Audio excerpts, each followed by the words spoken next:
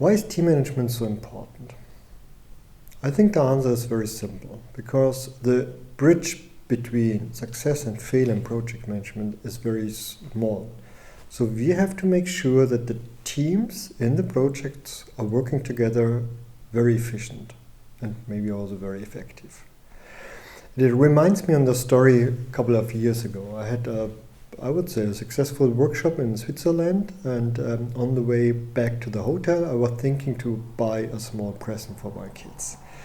And in a window I passed, I saw this little shark, and this shark was dancing, so it was quite funny, and I decided to buy it. I brought this present home to my daughters, I presented to her, and then nothing happens. Because I think something with the solar power was out of order. And so what I have done is, because I studied engineering, I thought I can fix it. So I put all this stuff, the solar panel, the electricity, everything out of the shark. I had a lot of small details on the table, and of course I couldn't fix it. That's why I've never finished my engineering study.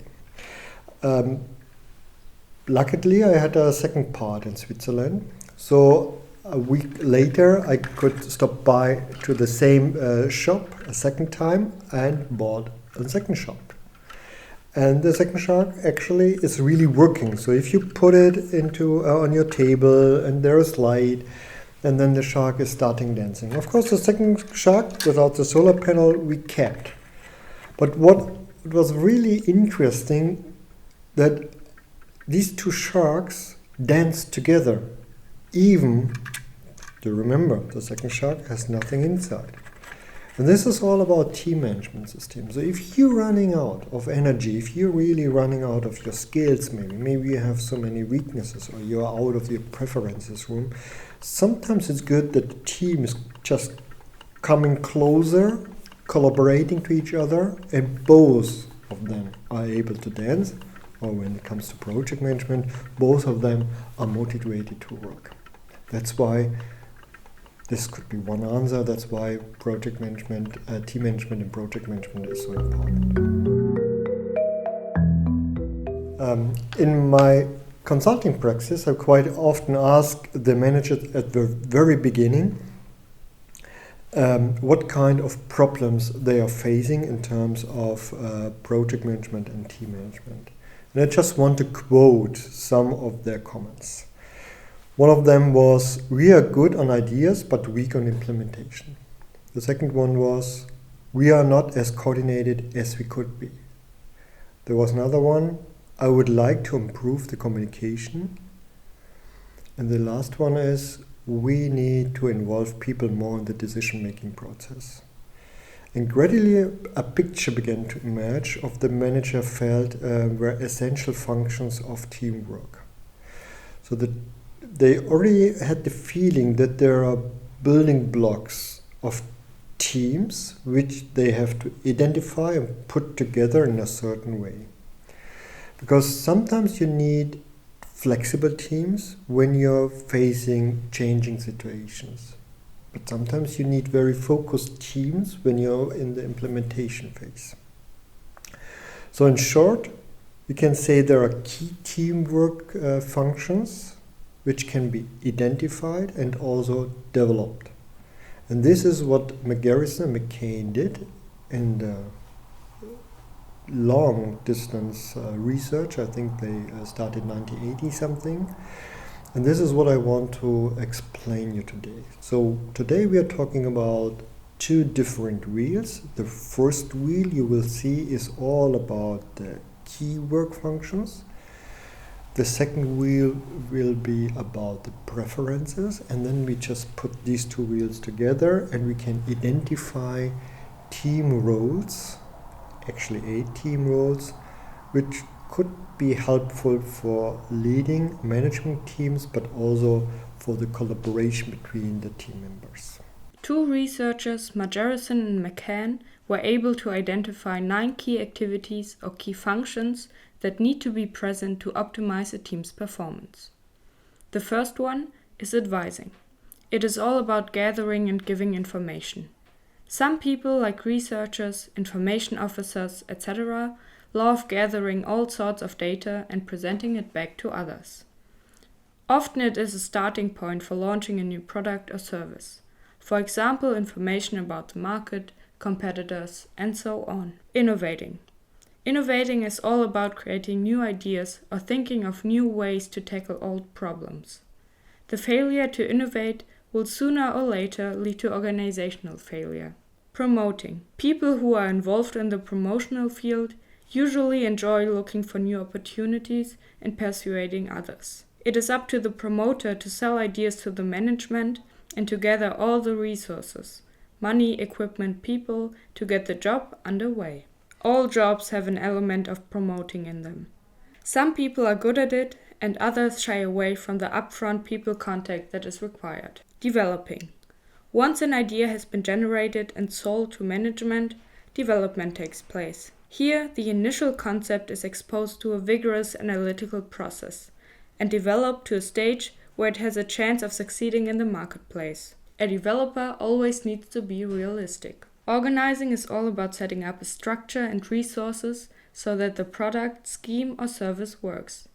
It involves managing the resources to get the things done.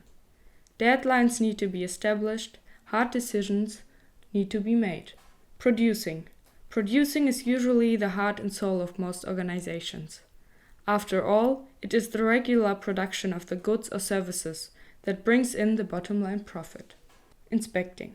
The inspecting type of work is characteristically done by people such as accountants, quality controllers, and clerks. Contracts have to be set up and monitored. Details of the WBS have to be watched. Maintaining. Maintaining is a category which applies in all jobs. It ensures that the infrastructure is in place so that the team, division, or organization can work with maximal efficiency. The result is an emphasis on standards, on quality, and code of principles to govern behavior at work.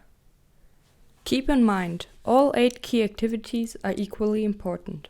However, sometimes we differentiate between important and relevant to success or success-related tasks. Imagine someone working at a security check. What do you think are his or her relevant to success key activities? Think about it. To give you a small hint, it's 3 key activities: maintaining, inspecting, and producing. So the second part is the preferences in team management system. You can try just an experiment. If you're a right-handed person like me, you just take your pen in your left hand and you're writing your name or text on a piece of paper. And then you just think about yourself. How does it feel? Does it feel very comfortable? Of course not, because you're slowing down, the result is not very nice. But this is all about the preferences. We can do it, but it's not that efficient and not that comfortable. If you ask someone to just write a word with your left hand, it's not a problem. If you ask me to write a report, like 10 pages with my left hand, you can imagine that my motivation is going down and I want to leave my job. And that's why we should know, first, what are preferences, how we can analyze the preferences, and second, how much time we should work regarding our preferences. The second question I can answer right now, because McGarrison and McCain figured out that it's very good that 2/3 of your time, like 66%, you're working in the area using your preferences, and 1/3 maybe out of the preferences. Out of the preferences mean that you're working out of your comfort zone, and this is also a place where you're growing, but you're not that efficient. The team management focuses exclusively the work situation. Therefore, we have to take a deeper look on the 4 key work questions. How do people prefer to relate with others? How do people prefer to gather and use information? How do people prefer to make decisions? And the last one, how do people prefer to organize themselves and others. So right now we are looking on these different lines. The first line is related to the first question. It's about relationships. Here we can start with a sort of thought experiment. Just imagine you're a participant of a conference. You're just going to the conference room space, let's say for 300 people in the room. There are already 15 people you don't know. You're just stepping into the conference room. Think about what is next, what you're doing. Some of you would say, I just grab a cup of coffee, maybe a cookie, sitting down, observing the whole situation and waiting. Some of you would say, I would greet the people with waving your hand, maybe smiling, and then grab a cup of coffee. Some of you would say, no, I would go to each of the person, introduce myself, and maybe I'm starting a small talk to this person. So we have totally different ways of behavior. All of them are good, so we are not evaluating them. So people who are more outgoing and sociable, we can call extroverted. Others are more quiet and do not have an urge to be with people, we call introverted. Of course, none of us is extroverted, nor 100% introverted. It depends on the specific situation, the mood of the day. That's why we do not have a certain point on the scale, we do have a line. During on speaking, you can also do the same on a piece of paper. Think about yourself, who you are. You are more extroverted or you have a tendency to be introverted. If you put the whole introverted, extroverted discussion into the work field, what does it mean? So for example, extroverted people, they love sort of multitasking. Cell phone on the one hand, computer on the other hand, open door. If they get new tasks from the managers or colleagues just throwing on the table, they are pretty happy if you just interrupt them during a discussion. They do not really care about it because they are happy to also talk to you. The more introverted person, normally they have a closed door. If you want to make an appointment with them, maybe you should call them. They love to have only one task on the desk to finish the first one, and then they are starting the next one. So this could be different behaviors between introverted and extroverted. Right now we're hitting the second line. It's about the information, how you gather information which is regarded to your work or to your projects. Some of you have a very practical approach. This is one of the keywords, practical. They know where they find the information. They are going to the internet. They're asking the right people. They're making a list to come very straightforward to as much as information as needed. And if they have the feeling that's enough, they are stopping the gathering process. On the other line, on the other extreme, we have the creative people. They thinking, oh, maybe the friend of my brother, the mother of the mother-in-law, she worked in a certain field, maybe I call her. Or I'm just Googling somewhere, I'm brainstorming and try to collect all this different information on not a very straightforward way. The creative people, they normally do not really find an end for the gathering process. It's an endless process, and they have always the feeling, maybe I shouldn't make a decision because there could be some more information somewhere in the internet or an article or a book. So this is the second line between the creative people and the practical people. The third line is about the decision-making process. I think it's a very important thing even for leaders and project managers. So the decision-making process, on the one extreme we call analytical. These are the people, they are making a table when they have to buy something, for example. So they have the different criteria like price, quality, whatever. They have the different options. They're just filling in the whole matrix, the whole table, and at the end of the day, there's only one right decision because The numbers never lie. On the other hand, we have the people, they are making decisions based on belief. I call them believer. They just have a good feeling for a certain project, or for a certain product or service, or for a certain situation. They just came up. Normally they need a while, thinking, proceeding, everything in the mind. They are not really talking about it. It's something what happens in your brain or somewhere else. And suddenly they're coming up. The good one is, if they're coming up, these believers, with a decision, it's like written in rocks. It will be forever. They will fight for this decision. They're very emotional. On the other hand, because this decision is written in the rocks, it's very hard to say, now maybe we should change the decision, even if the criteria or the options are changing. So they really stick into the decision.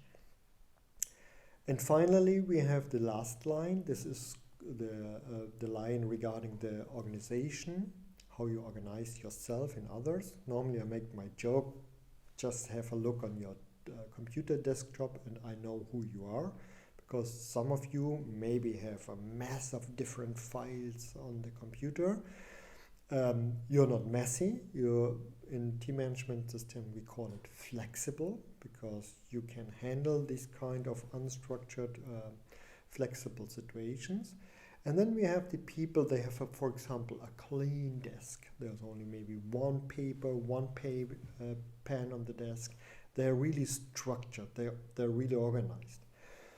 The flexible people, they are very easygoing with changing situations. So if you give them a backpack and say, okay, right now you make holidays or vacation in India, they say no problem. The structured people, on the other hand, they would say, maybe we have to make first a plan and to organize and a schedule and think about the visa and whatever.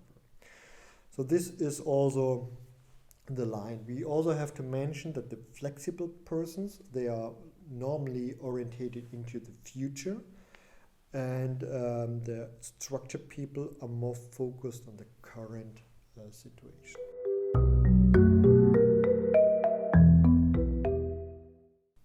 Okay, I filled you up with a lot of information right now, and I think it's a little bit confusing in your brain at the moment. So that's why I just want to wrap up.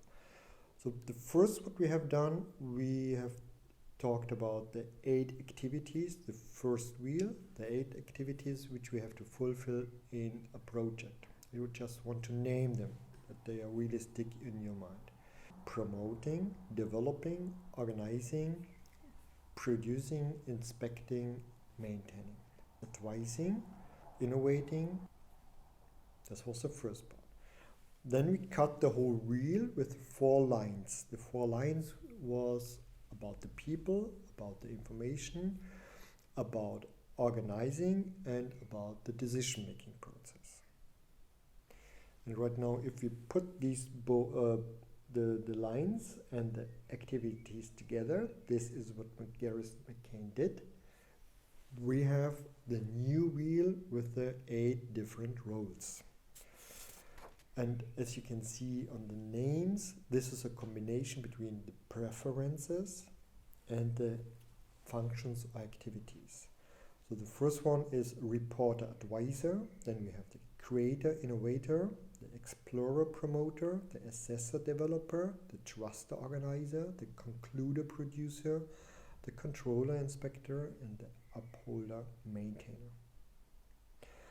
So if we're following the research of McGarris and McCain, we know that all of us are able to fulfill all these 8 tasks without a question. But we have some strengths on one main role and 2 sub-roles. And the others are, I don't want to say it's weaknesses, but it's reduced strengths. So when we're really working with team management system, you should know what is your main role and what are your sub-roles. Right now you ask yourself how I figure it out. I would say there are 2 different options. The first one is what we did in the second part. We have these lines We also outlined the sphere, like the extroverted, introverted line, and I said there's no point, but there's a line on introverted, extroverted. If you just paint it, in my case, you will see it very quickly that my main role is to be the advisor, or as we call it, the reporter advisor, the creator innovator, and also the maintainer. This is my main role and my sub-roles. So the first approach to figure out who you are is using the lines. The second one is you're just reading in the handout again the description about the different roles, and then you just decide by a good feeling and say, yes, it's me, this is really a good description, what I am and how I am working and how I'm working with other people together. And the third option is, it's the most expensive option, you just order a questionnaire, then you have to fill in like 60 different questions, and after this you will receive a report about you regarding the team management system. These are the three different options. It doesn't matter, even this kind of self-evaluation, which I explained to you, the match between the self-evaluation and the evaluation by using the questionnaire is also regarding McGarris and McCain about 98%. So it's a huge, big match, so you can use the self-evaluation also for yourself.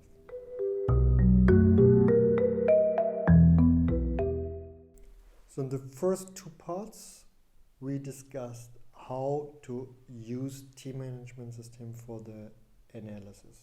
Right now, of course, we need something to implement. We want to come from a normal group of people to a high performance team.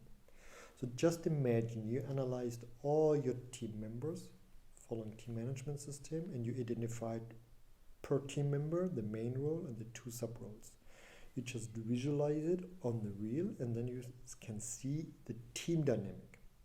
What kind of different team dynamics could happen right now? It could be that all of your team members on one side, for example, on the left side, on the bottom side, on the right side. What does it mean? It means that you have very similar communication styles, very similar working behaviors. So you fit together perfectly. So the conflict potential is maybe very small. The differences between working styles is also not that big, but you have a focus, you have a strength only on one side. It means that you also have a lack on the other side. In this case, you have to consider if it's bad or not. So if you are in a project and you have to fulfill all the different tasks, then of course, if all your members on the left side, on the creative advisor collecting of information side, you will have issues when it comes to the decision-making process, when it comes to the WBS, to the organization process, the work breakdown structure, or when it comes to the execution process. Or we have a team dynamic which is around the wheel. The advantage definitely is that you can fulfill all the different tasks. But there could be the issue that you have different working styles, and then you have a small conflict potential. So let's assume that you have people around the wheel and you're on the mind map phase in the waterfall model. It means that the creative people, they are happy to collect information, they're creating ideas, they are happy with brainstorming and stuff like that. But the people on the right side say, why we are thinking so much about these different ideas? I really like the first one, we should go for them. We should shoot, we have to do something. We want to make a decision, we want to come to the execution. We don't want these blah, blah, blah creative brainstorm workshops anymore. And in this case, you have to make up rules. In the mind map phase, you have to make rules for the right side to say, sorry guys, but we are collecting, we are brainstorming, we are not criticizing the ideas. When we go to the next phase, for example, to the execution phase, implementation phase, we have to right now turn around the wheel, because the people on the right side, the executors, the decision makers, they are happy because they just can fulfill the project. But on the left side, the creative people, the flexible people get bored. They want to change something. They want to change the situation. they want to change the procedure, even if we already have done the WBS. So here you can see how we are using the different, the team dynamic as like a sort of risk analysis to see what could be the problems in the future by working in a certain team dynamic, and how to come to a high performance team. You're missing one wheel. In the middle of this colorful wheel, we have the third wheel. It's called the linking wheel, and the linking wheel is about skills like communication, delegation, strategy, all the different skills which you can learn. And this is a main difference. The skills in the middle you can learn, you can identify. The preferences in the big wheel you can't really learn. It's preferences. So don't push the people with preferences into workshops where they have to learn the non-preferences, the weaknesses, because you can't learn them. If you have a creative people, a person, you can't change him or her to become a genius inspector or a genius organizer. It's like preferences. So you should focus more on the strengths, in this case being creative, and less on the weaknesses. These are the informations, and of course it's not enough to just have a look on this video. You also have to work with the different team dynamics by using additional articles or handouts.